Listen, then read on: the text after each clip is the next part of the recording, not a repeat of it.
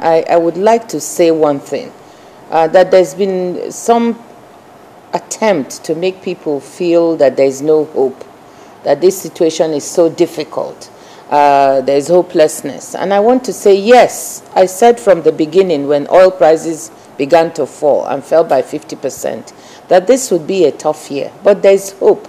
There's light at the end of the tunnel. And you know, the reason is because we have worked so hard before as a country under this administration to lay the basis for us to be able to exit this situation and get back on a good path. And that is what gives me hope. Why do I say that? First of all, let's come back to the fact that we now have in Nigeria what is the largest economy on the continent. And that is important. We have to keep stressing it because it means we've got the sectors, we've got the base, which will enable us to carry out that diversification and be able to have a stronger economy in the long term that creates the jobs and gives our young people hope. So it is very important to note that. We didn't know all that before. When you look at the structure of the economy now, you see that the growth, all the analysts have shown that growth from this economy has come from the non-oil sector, that agriculture has been doing rather well. And that comes also to the present situation because agriculture has been doing well. We've had produced more food than ever before. 21 million metric tons more food. We've produced paddy. 1.1 million metric tons a couple of years ago, 1.6 now. In fact, what I'm saying about rice is even dry season farming, not to talk of paddy. And that we're on our way to really reducing our dependence on food imports. So those are some of the things. Because we've got food, prices have kept relatively stable and reasonable. You can go around markets. We've gone round from different places to check, and prices of foodstuffs are reasonable, unlike other oil-producing countries. That is helping us manage this situation for the average Nigerian.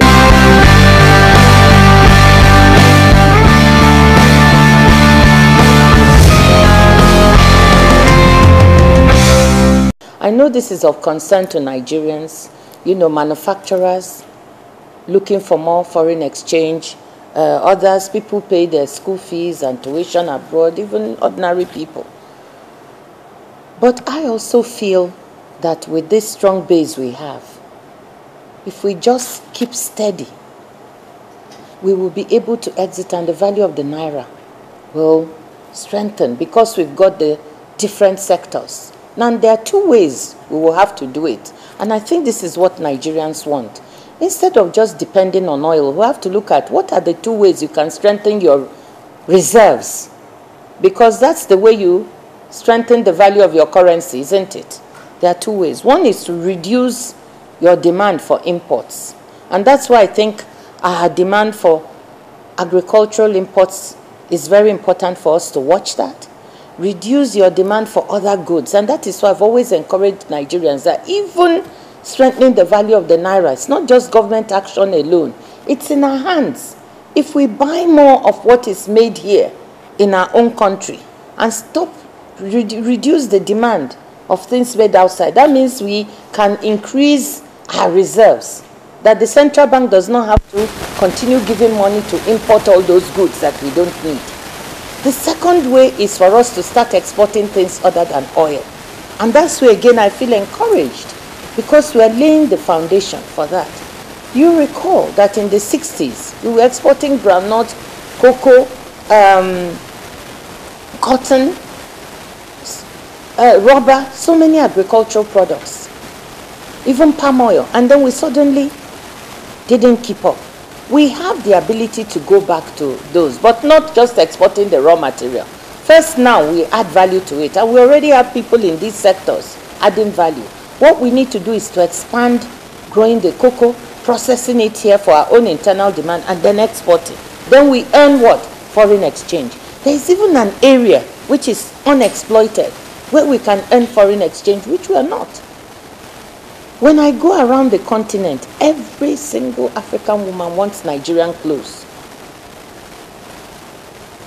And I know this will sound strange to people, but we are here. Don't we import shirts from the UK, pink and other things?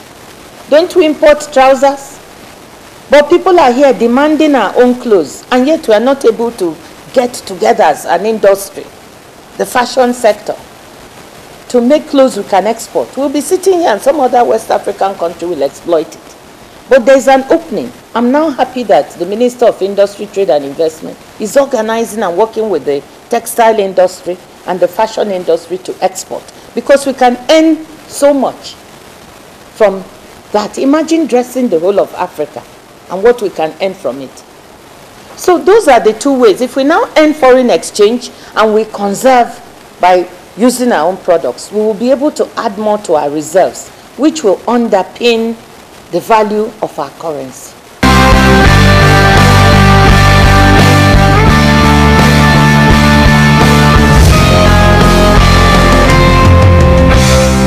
No matter what government there is, a set of policies, a set of institutions that will support this country. And that's what I admire about the president when he talks.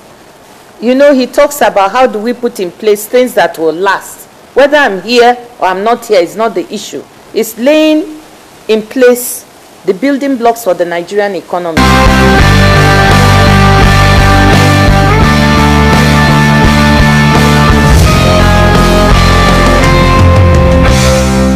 As I said, meeting our salary bill is very important to us and our pensions. The second thing is making sure that the health benefits that we've gathered in this economy, we don't lose it. Our children must be immunized. We cannot let down routine immunization, because you know what that means. Polio vaccination.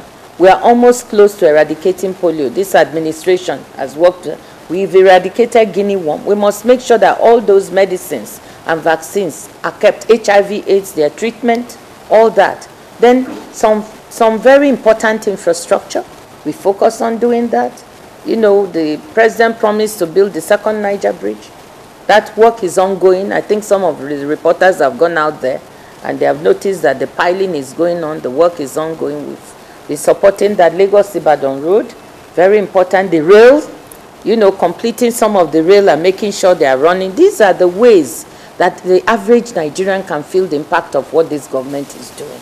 I think it means a lot that I encountered some young Nigerians who didn't know what it meant to be in a train, because the train had never worked in this country. And now they can ride on a train. Very soon here, this Abuja-Kaduna line will be open. The Lagos-Kano line has been operating. Even the line from Enugu to Makurdi and so on.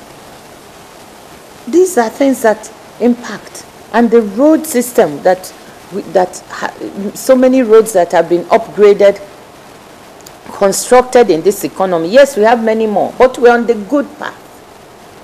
And we're asking, what is it? When you ride on the Lagos or Benin road, and you find that you can make your journey in half or 2/3 of the time it used to take, isn't that impact? When you go to some of our rural areas, you know, and you find that, you know, you have water, access to water has improved because boreholes were dug through the MDG's program, and they have solar lighting. That's its impact. And these are some of the things that we have started in this administration that are impacting. When you see that through all the efforts of supporting the private sector, we've created 1.4 million out of the 1.8 million jobs we need each year. That is impacting. Yes, the 400,000 people who have not yet gotten jobs that year, they will feel it. You will feel it if they are your relative, your son, your daughter still sitting at home. So we are not saying that we have met the mark, but we have gone a long way. And steadily we have made solid plans that, as we said, when we pass through this difficult year, you will see that continuing on that path. The president has said he will do 2 million jobs a year, because we are so close to the 1.8, and we've got the specific sectors generating these jobs. It's not just the special programs we are doing. Those ones generate entrepreneurs, which is very important. But sectoral investment is critical, and that's what we are focusing on. I have not mentioned the housing sector. You asked me impacting the average Nigerian. You know, when you start something, it takes time to grow. We started this housing thing now. And we had yesterday a meeting with the CEOs of all the primary mortgage institutions to review. You remember that 10,000 mortgage thing? And then we had 66,000 people applying. So they virtually finished screening all. And about 40,000 qualify out of the 66. They started disbursing. And as at now, yes, first it was 33 people that had actually received money and bought homes. Yesterday, by the time we checked, another 300. So we have now 330, yes, it's 300. 333 people. That is how you start. We targeted 10,000, and the disbursement, meaning these people are living in their own homes. And this means that the developers who have built and those who are planning to build have customers. And we are looking at how to help them. Some of them are saying that their big problem is the down payment, because they have to put 20% down, isn't it? And so we are working with PENCOM to see how people can tap into that as is done elsewhere.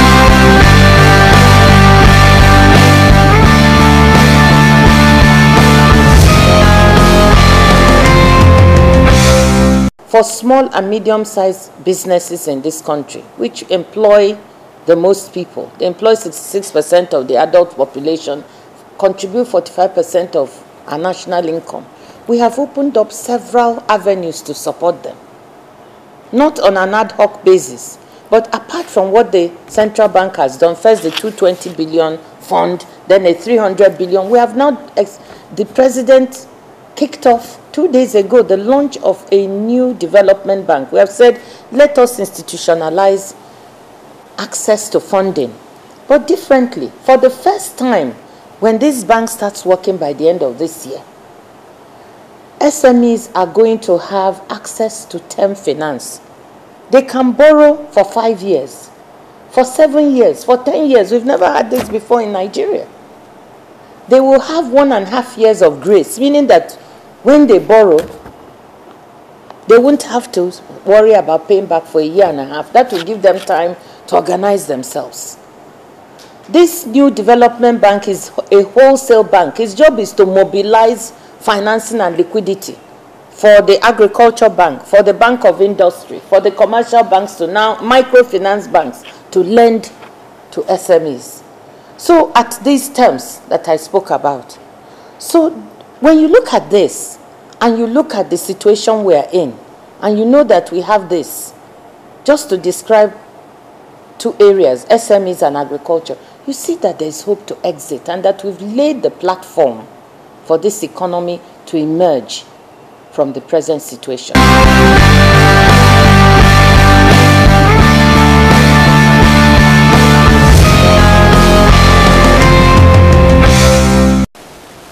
We've, entered negotiations with the international financial institutions, that is specifically African Development Bank and World Bank. They had some resources for us already programmed.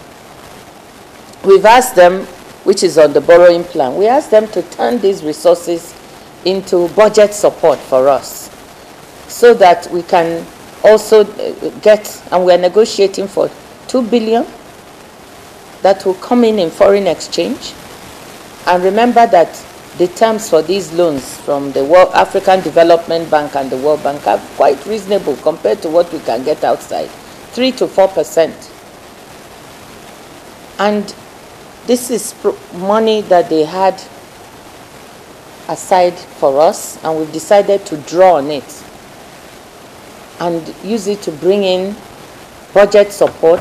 It will come in foreign exchange. We'll be able to get the Naira equivalent given to us by the central bank. $2 billion. It will disburse in 2 tranches. And when we've advanced in negotiating this with them. This will bring in some needed foreign exchange that will now be available, you know, also for our private sector people to have access to. So it will alleviate the situation, and this is something new that we started working on, but we've been working day and night with them because we recognize we have to address the needs of the manufacturers and others in the population. So that's one more thing in this time that we're talking about, and I think that will also help ameliorate the situation. The tenure of the loan, oh, there will be the standard tenure. We will probably have about 5 years grace before we have to repay, and repayment over 25 years.